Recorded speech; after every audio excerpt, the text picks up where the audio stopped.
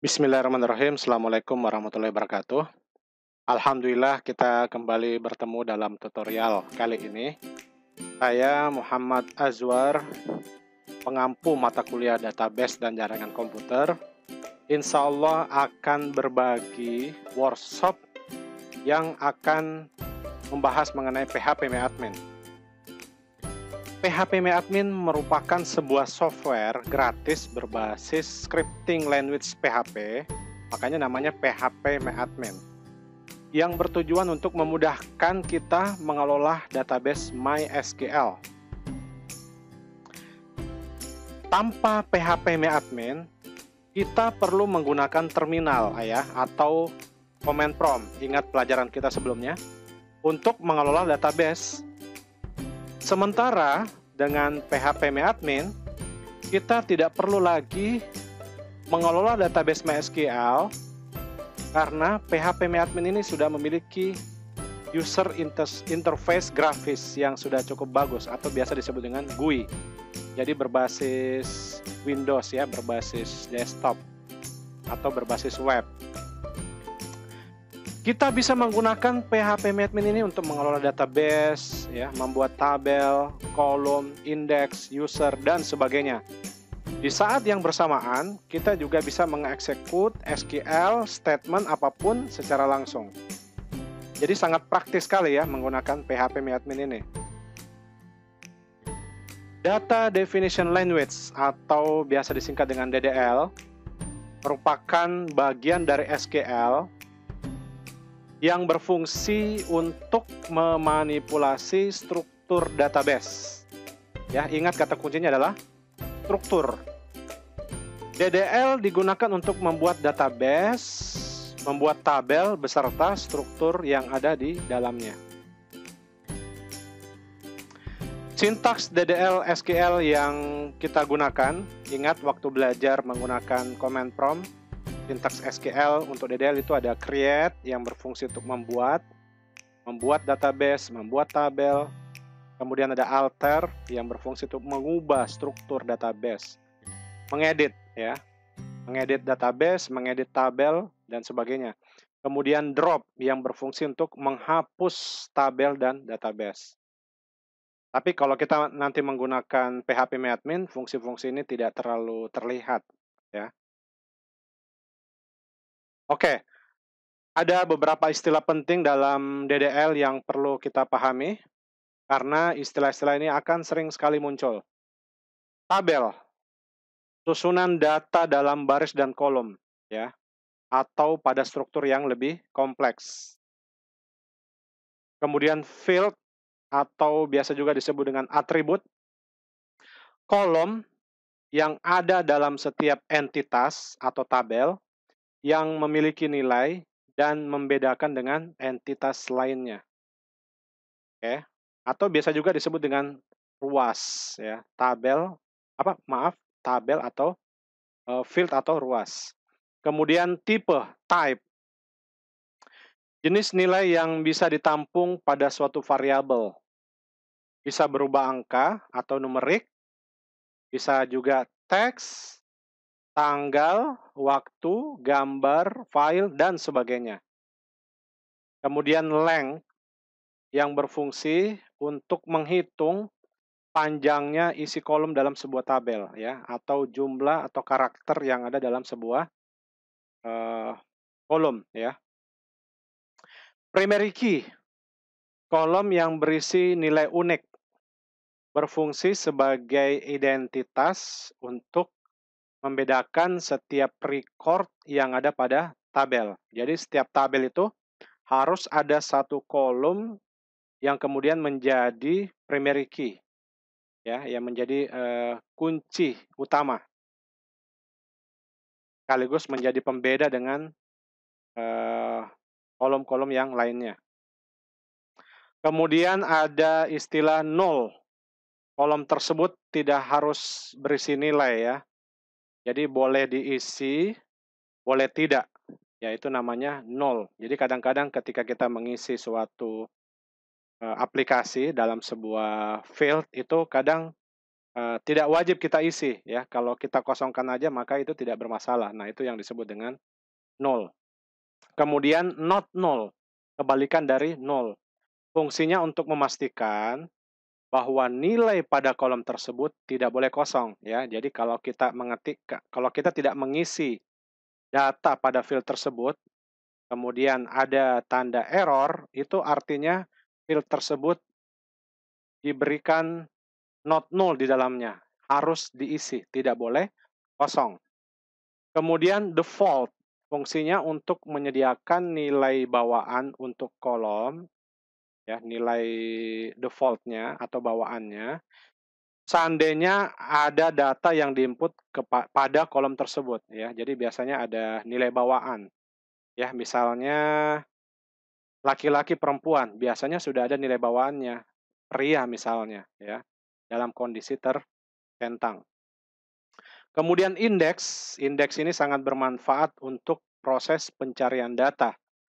Umumnya di dalam sebuah tabel itu ada kolom yang perlu diindeks ya, yang perlu diindeks karena terkait dengan sistem temu kembali informasi. Lalu unique untuk menjamin bahwa tidak ada duplikasi data pada field tertentu ya. Kita berikan unique.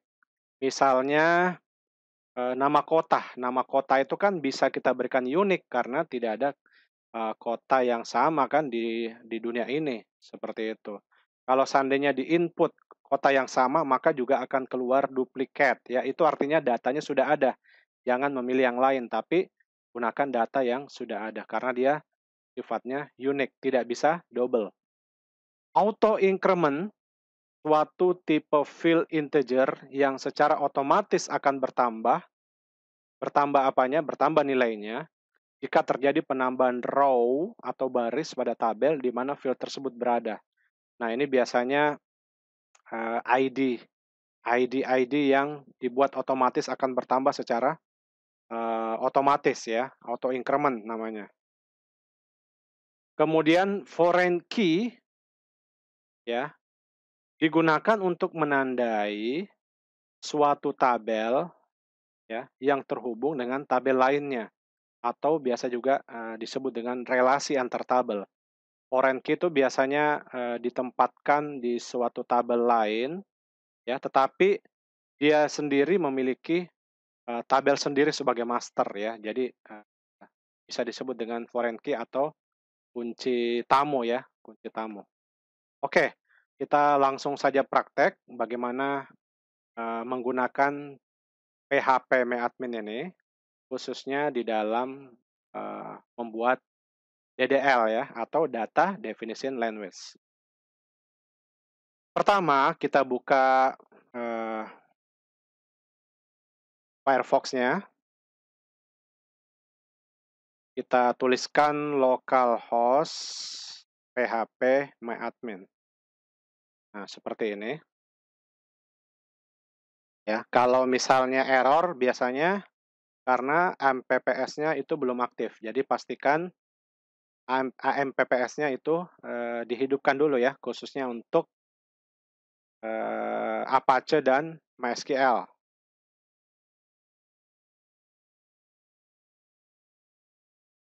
Ya, ini dia ya. Nah, pastikan Apache dan MySQL-nya dalam kondisi hidup. Oke, nah ini adalah tampilan dari PHP MyAdmin. Nah, ini saya sudah mencoba membuat contoh ya. Ada database di sini, sipus_azure ya, seperti ini. Saya klik, di bawahnya ada 3 tabel. Kalau sipus ini adalah database. Terus, kemudian saya klik tanda plus, di bawahnya ada 3 tabel ya, seperti ini. Oke, kalau saya klik lagi tanda plus ini, maka di sini akan terlihat ada kolomnya, kemudian juga ada indeksnya, seperti itu. Saya coba klik kolomnya, nah tampilannya seperti ini. Ya, ada 1, 2, 3, 4, 5. Ada 5 atribut atau kolom dengan jenis tipenya, ya, collection-nya, dan sebagainya. Oke, kita langsung aja praktek bagaimana cara membuat database. Yang pertama adalah kita klik New, bisa mengklik di sini, New. Nah, kemudian pada bagian create database ini kita buat database-nya ya. Misalnya Sipus, saya ganti aja ya nama database itu karena nggak boleh sama, underscore Muhammad ya, Muhammad. Kemudian di bagian sini kita pilih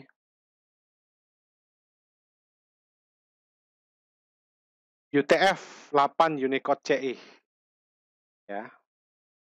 UTF-8 Unicode CI ini karena sifatnya universal ya.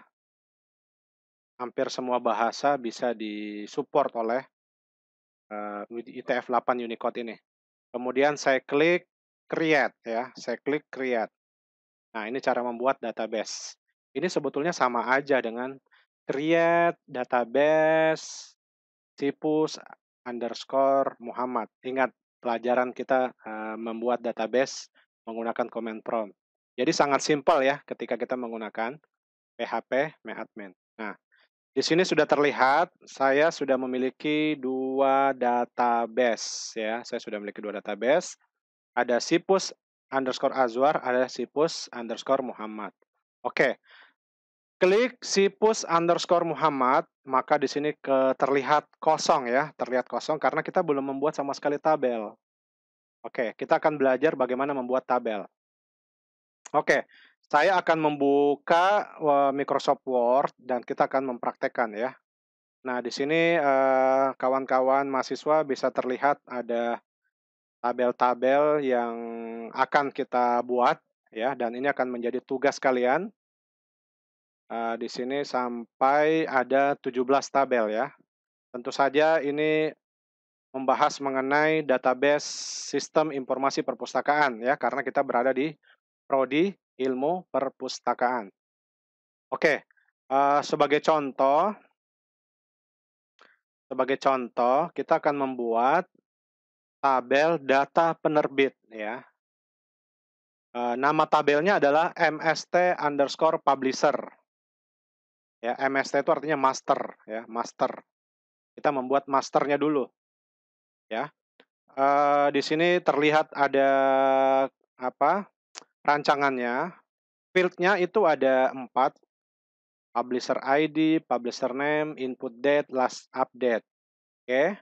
Kemudian tipenya ada integer, varchar, date. Tentu kita sesuaikan dengan field yang ada. Kemudian length, panjangnya, nilainya, karakternya. Kemudian primary key. Di sini terlihat bahwa publisher ID, underscore ID merupakan primary key dari kolom master publisher. Oke. Kemudian di sampingnya ini ada null atau not null. Ada yang no, kemudian ada yang yes. Kalau publisher ID dan publisher name ini tentu wajib diisi, tidak boleh tidak ya.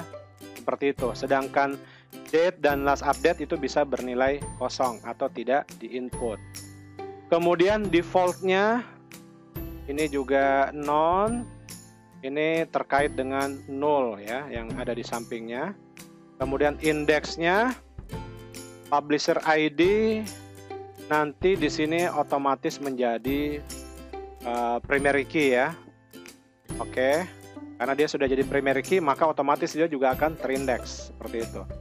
Kemudian extra A underscore I itu artinya auto increment, maka nanti publisher ID-nya itu akan otomatis bertambah seiring ditambahnya data di dalam kolom tersebut.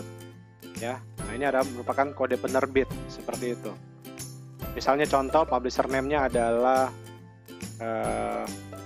Mizan, itu akan otomatis memberi ID 101. Kemudian ditambah lagi kolom berikutnya untuk publisher name PT Raja Wali Press otomatis menjadi 2 dan begitu seterusnya ya, seperti itu. Kemudian publisher name itu diberi indeks unique ya, unique. Unique itu artinya nama ini, nama penerbitnya itu sebaiknya harusnya unik, tidak ada yang sama. Kalau seandainya ada yang sama maka akan ditolak oleh sistem ya. Tentu saja publisher name biasanya kan nama perusahaannya kan biasanya unik ya, seperti itu. Sehingga ketika di input datanya itu bisa menghindari duplikasi data ya, seperti itu. Saya kasih contoh misalnya Mizan ya, nanti kemudian mau di input lagi ke master untuk Mizan untuk kedua kalinya, itu kan terjadi duplikasi ya. Alangkah baiknya kita menggunakan data yang sebelumnya pernah kita input dan itu harus cukup satu saja. Makanya ini disebut dengan unique. Oke, ini contohnya ya, dan teman-teman juga bisa melihat di bawahnya ini adalah preview SQL-nya. Jika kalian membuat dalam bahasa MySQL yang kalian sudah praktekkan di dalam command prompt, ini adalah sintaksnya, sintaks SQL-nya untuk membuat tabel seperti ini dengan data-data yang ada, seperti itu. Oke, kita langsung aja praktek ya. Pada database Sipus_Muhammad, saya klik untuk membuat tabel. Di sini kita lihat ada 1, 2, 3, 4. Ada 4 field atau kolom, maka pastikan di sini ada 4. Number of kolomnya di sini 4. Jadi kita bisa menambah sesuai dengan kebutuhan. Oke, number of kolomnya ada 4. Nama kolomnya adalah MST_publisher. Nah, di sini kita tuliskan MST_publisher. Nah, ini adalah nama kolomnya ya. Kemudian saya klik Go. Nah, ini akan muncul. Kita akan isi data strukturnya. Jadi kita berbicara struktur kali ini ya. Yang pertama adalah publisher_id. Oke, kita tuliskan publisher_id. Kemudian tipenya integer. Length-nya 11. Integer. Nah, ini kita pilih integer. Nah, ini teman-teman bisa melihat tipe-tipe yang ada. Length-nya adalah 11. Kemudian null, no, dan default-nya none ya. Jadi di sini kita jangan centang. Default-nya adalah none, biarkan saja ya. Lalu dia merupakan primary key ya. Di sini dia primary key, teman-teman. Merupakan primary key, jadi kita mengklik di bagian index. Nah, ini kita klik primary. Nah, di bagian index kita klik primary. Oke, nah ini kita klik go ya, klik go. Nah, muncul di bawahnya primary. Oke. Lalu menggunakan auto increment, artinya dia akan otomatis menambah row yang ada. Saya klik centang, AI-nya di sini saya centang. Nah, seperti itu ya. Oke, yang lainnya kita biarkan saja kosong. Kita pindah kolom kedua. Publisher name.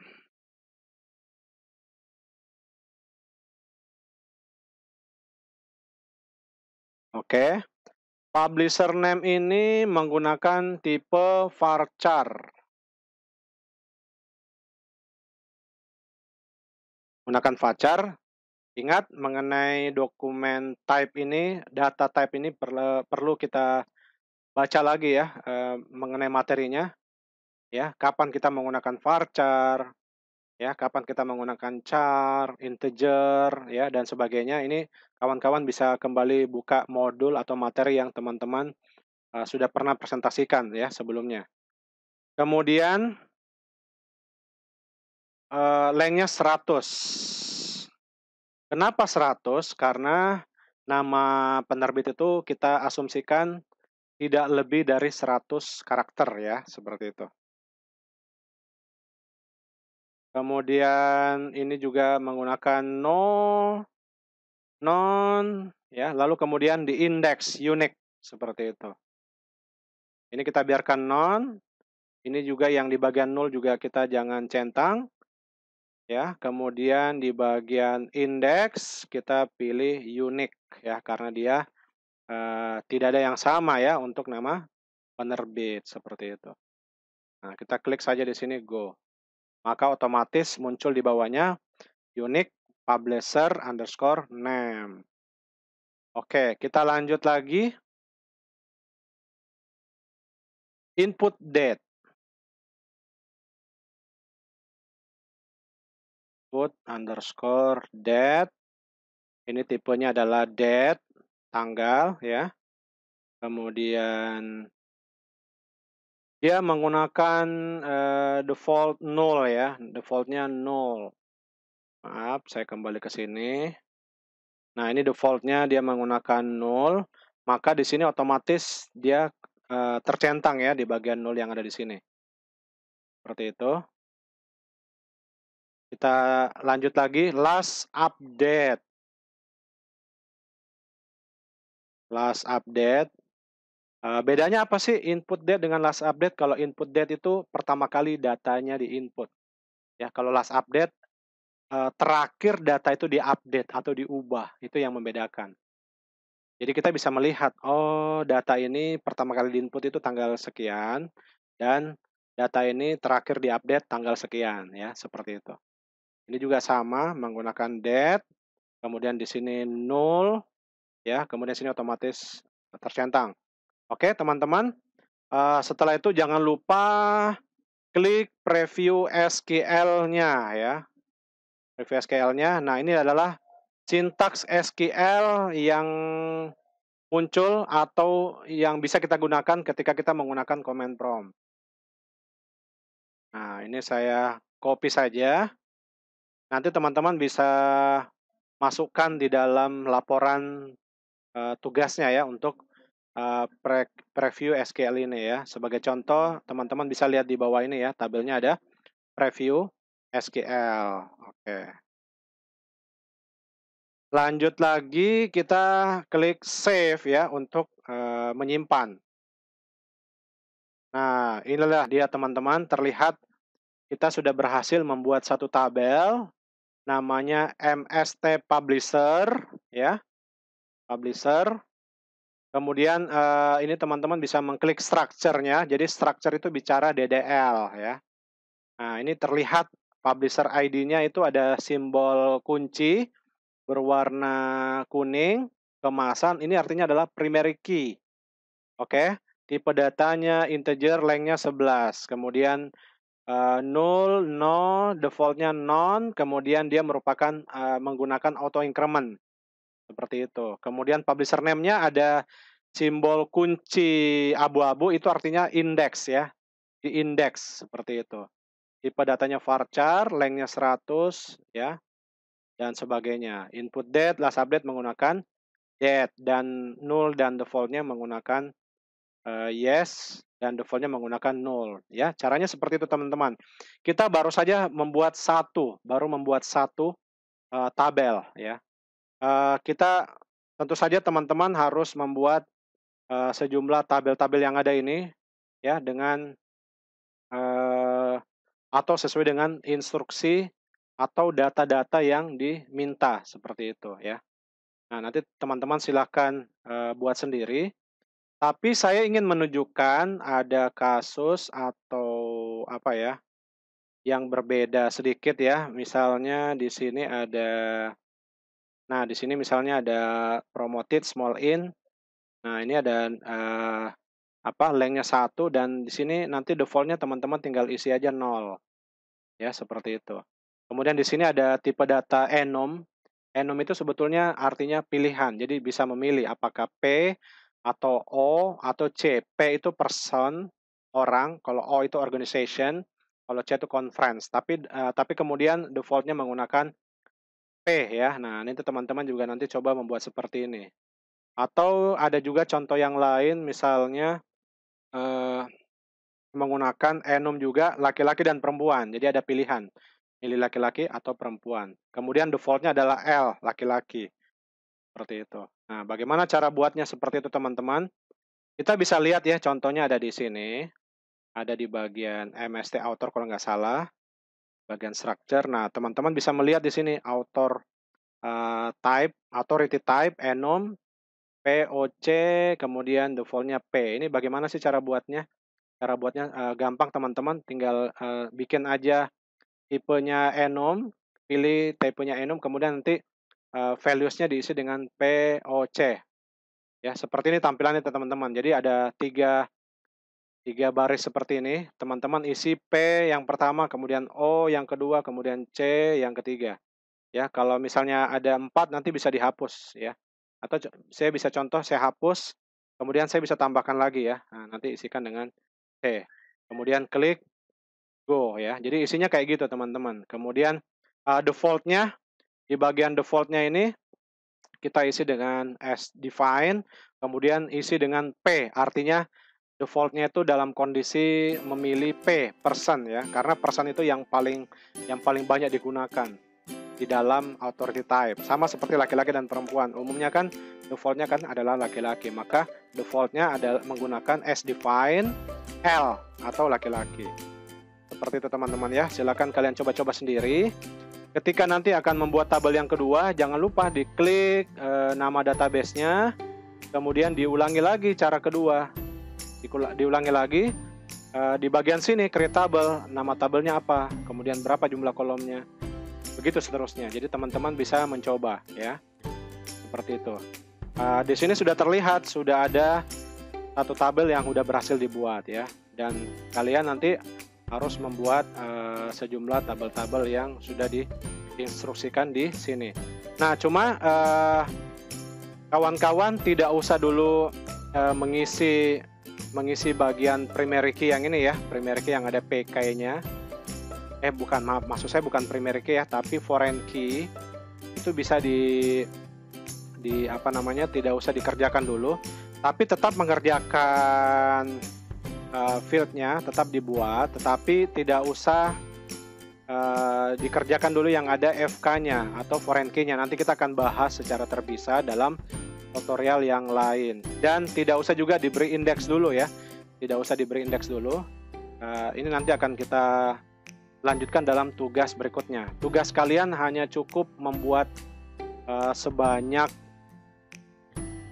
17 tabel ya, dan cukup hanya membuat strukturnya saja atau detailnya saja. Ya, adapun untuk DML-nya, bagaimana cara mengisi datanya, itu akan kita bahas pada tutorial selanjutnya. Ya, seperti itu. Itu saja yang bisa saya berikan untuk kesempatan kali ini. Semoga mudah dipahami dan kawan-kawan silahkan menyimak tutorial ini dari awal sampai akhir. Tentu saja kalian bisa mengulang-ulangnya ya, dan coba pahami. Jika ada pertanyaan, silahkan komunikasikan melalui channel YouTube saya ya, atau melalui Google Classroom. Oke, semoga bermanfaat dan kita tutup dengan hamdalah. Alhamdulillahirabbil alamin. Assalamualaikum warahmatullahi wabarakatuh.